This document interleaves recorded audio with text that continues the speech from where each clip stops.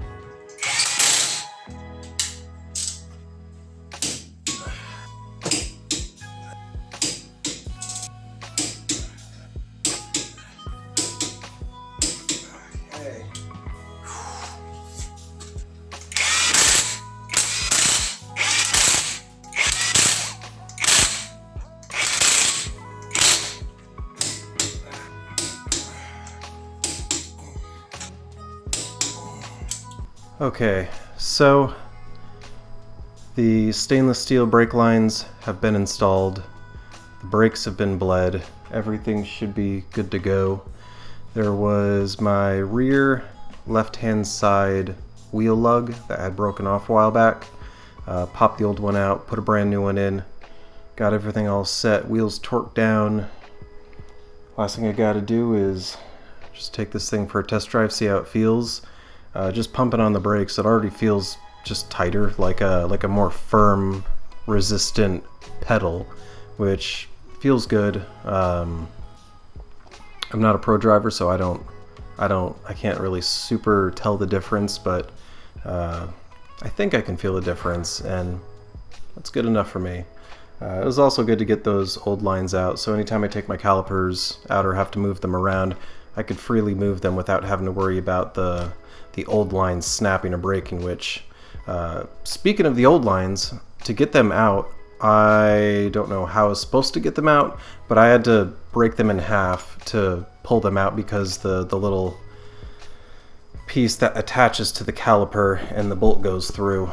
I wasn't able to get that through one of the holes for one of the mounts or brackets or whatever, so I had to break them to get out. So that was interesting, but hey, we got an upgrade, everything's installed. Yeah, next clip you'll probably see is just driving footage, or you saw it before. Have a good one, learn something new. I'll see you in the next video. See ya.